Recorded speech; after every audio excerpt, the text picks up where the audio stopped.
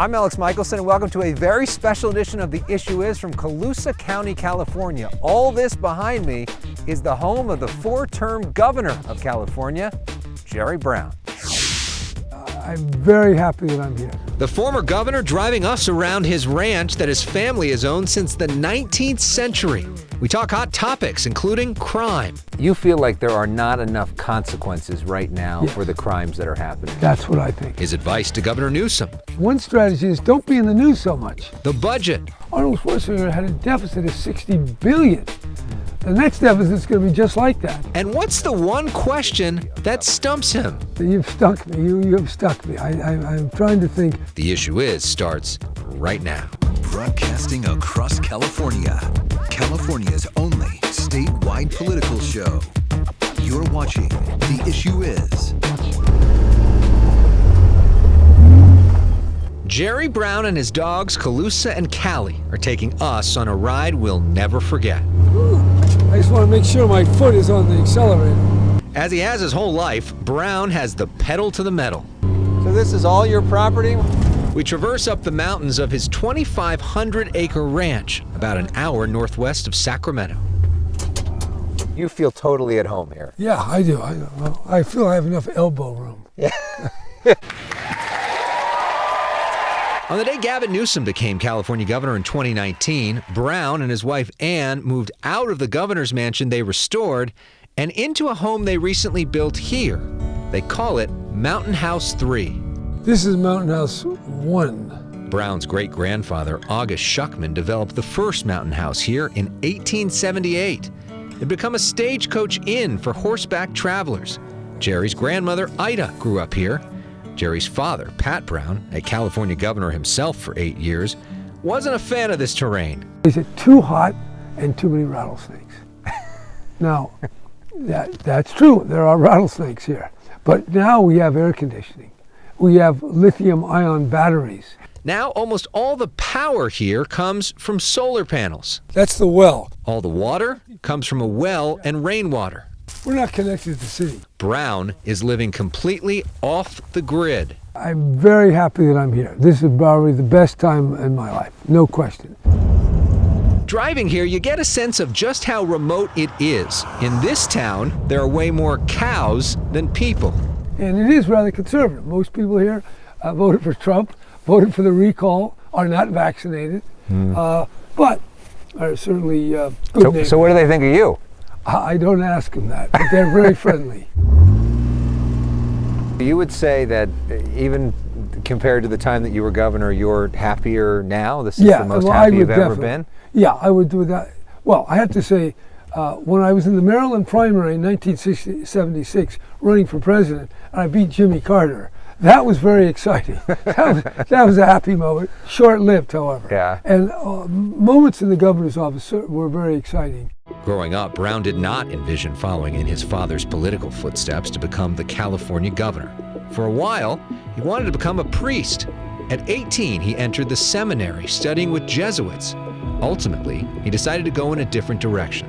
While studying to become a lawyer, he'd listen in on his father's private discussions as California governor and was inspired. My heart started pumping. I was so excited, beating. So I said, okay, that's it. Politics is exciting. I'll get through, pass the bar, become a lawyer. I'll do that in some way.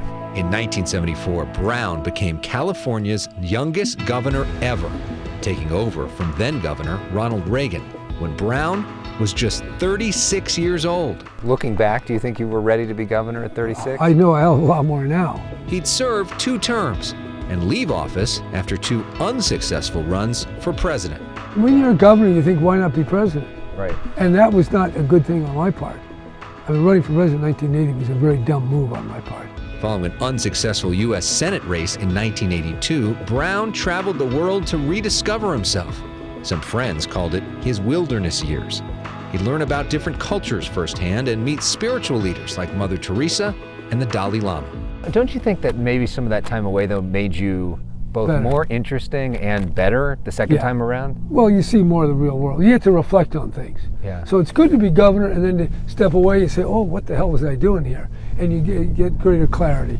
Brown returned to elected office with successful stints as Oakland mayor and California Attorney General. Brown was then elected California governor once again in 2010. Full of energy, full of creativity, and ready to serve. He'd leave office in 2019 at 80 years old, California's oldest governor ever. He's now 83. I know a lot now, at 83, compared to what I was knowing at 38 running for president. Even though Brown's home here is remote, but I'm not just here looking at cows or chasing the elk away. he's constantly on Zoom. It'll come down to how people are feeling about the state. Following the news daily, trying to get a sense of where voters are at. Whatever the mood is, you can't buck that.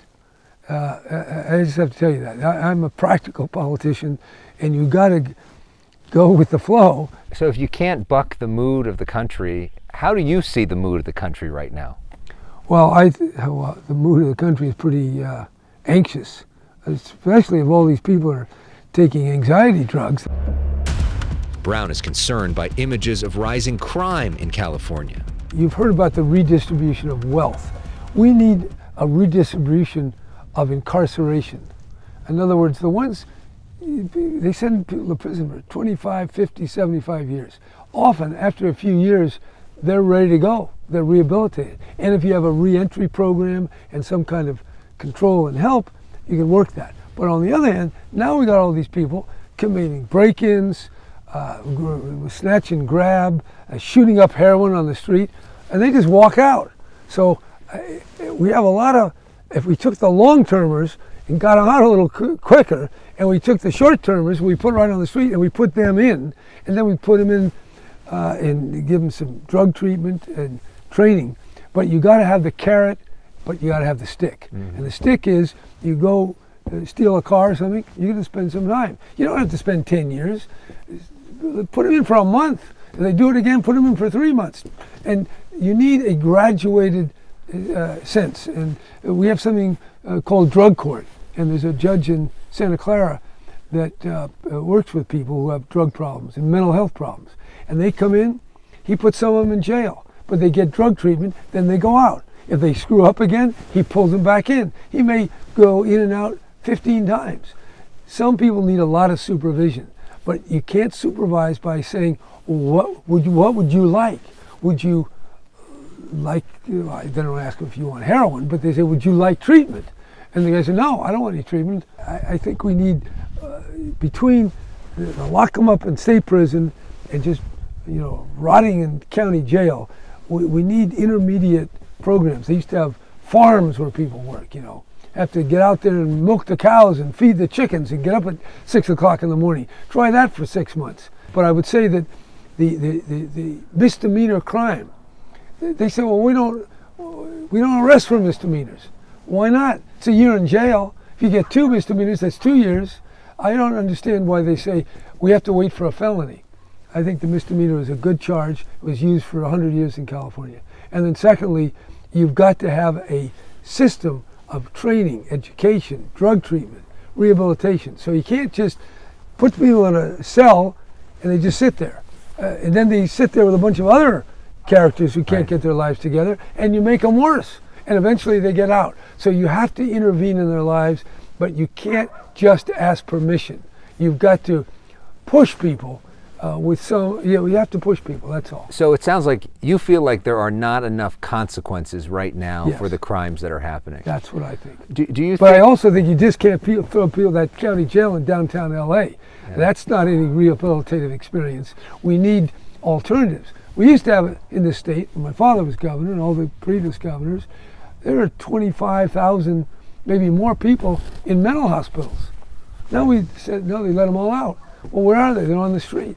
Well, it didn't work. So we're going to, there's a lot of things we need to do, and a lot of it is politically unpalatable. Right, because right now you really don't have the legal ability to lock a lot of people up because of mental illness, right? Because of LPS and that had its own problems. Yeah.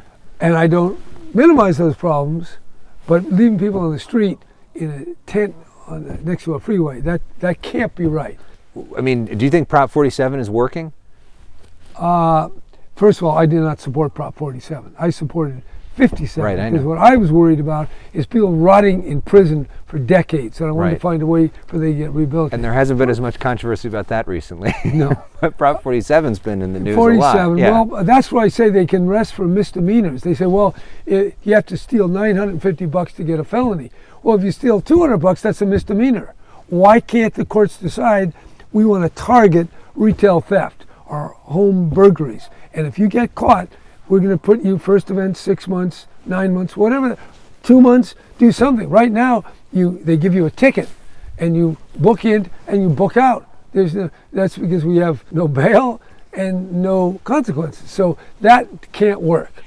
Up next, What would your advice to Governor Newsom be?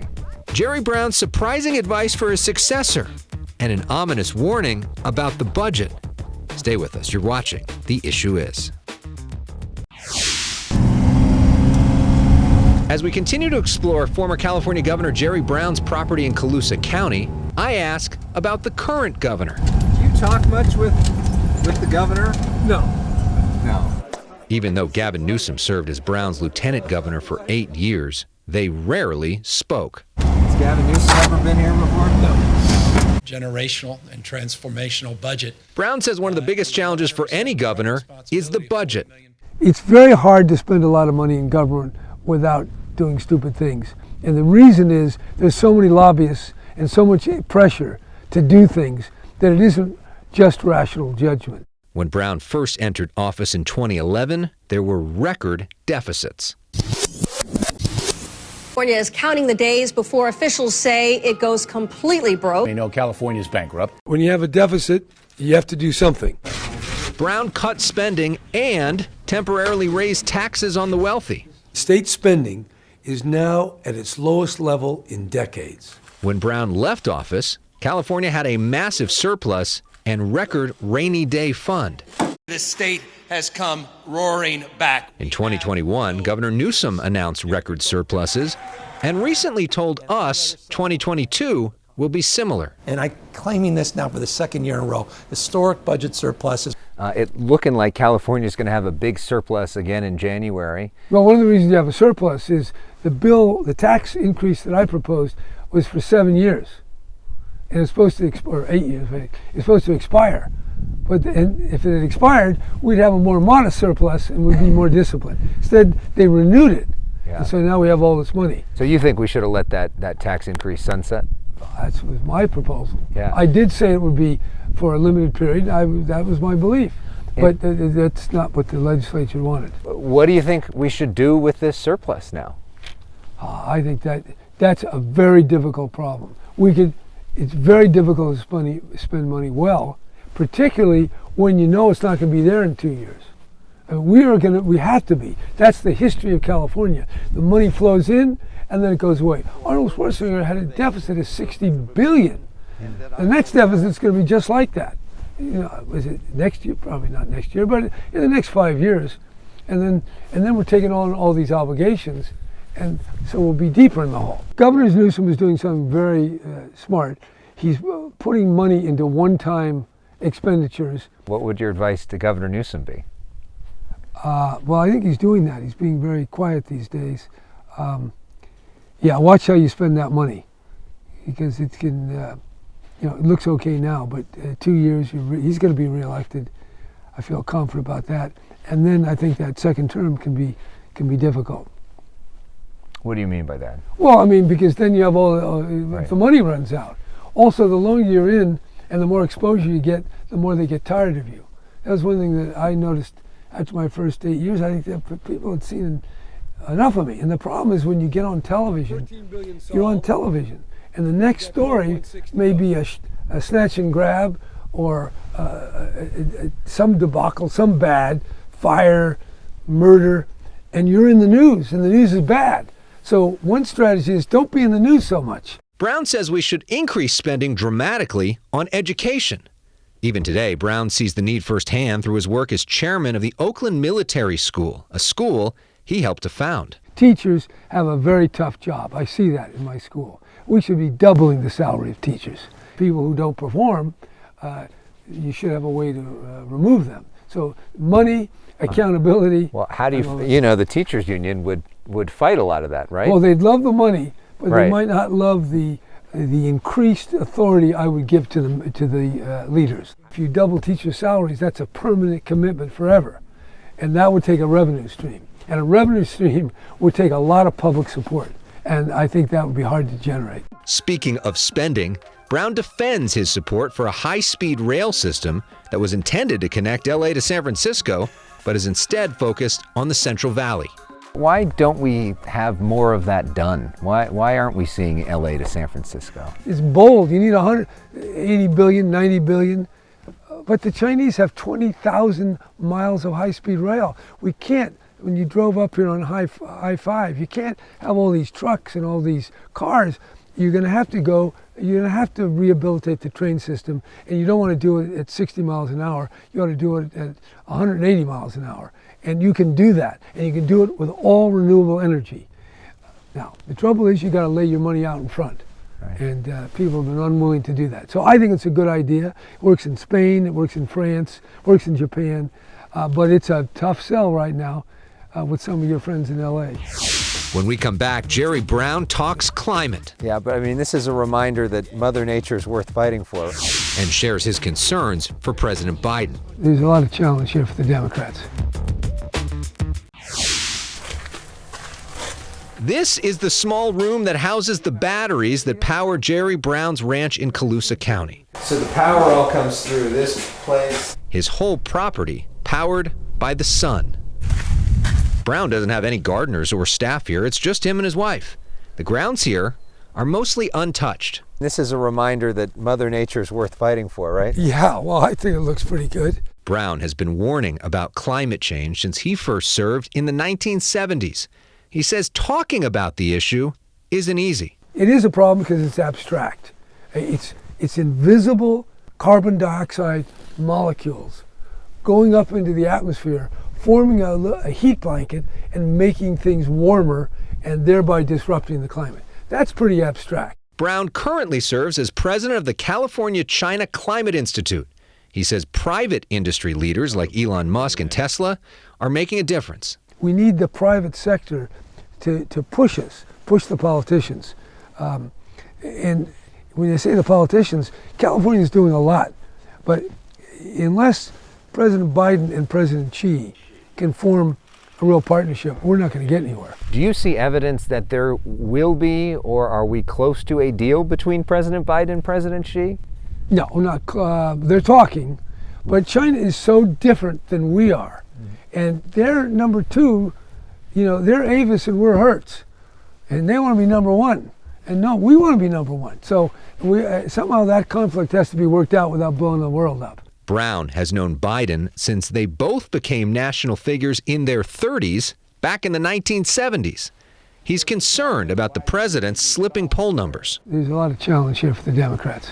How much do you pay attention to approval ratings? Well, not anymore. No, I'm joking. What would your advice be to President Biden and the Democrats right now? Well, he's got this bill that he's trying to get through. I make whatever compromise I need to get it. And I keep trying to work with the Republicans because even if they don't agree with you, I think it communicates a good sense that we're trying to work for the country. And I think that's where Biden is, and I think it's a powerful message. Is compromise, is deal-making even possible in this current climate? Doesn't look like it. The base wants red meat, and that red meat's going to destroy the country because even if you get the Republicans take over now, then Trump gets in, or somebody like Trump, and then the left's going to go more left, and it's going to go back and forth. America can't run that way, and I think America is facing a real crossroads on governability. Can it be governed? Up next, Jerry Brown reflects on the past and look towards the future. Plus, the one question that stumps him. You've stuck me. You have stuck me. After nearly 50 years of making legislation, Jerry Brown has a new hobby, making olive oil. This is the Mountain House olive oil. You don't see that in the store yet, but maybe in a few years. Former staff from the governor's office volunteer to pick the trees with him and pick his mind. What would your advice be to the next generation of leaders? I'd say study some history. One thing about being older is you remember more stuff. I think you got to look at what didn't work, and then you find more space for what might work. So if we're studying the history of you, Yeah. what is the most important thing that you want people to know about the history of Governor Jerry Brown? That's a good, I haven't thought, I'd have to think about that. The question genuinely seems to stump him.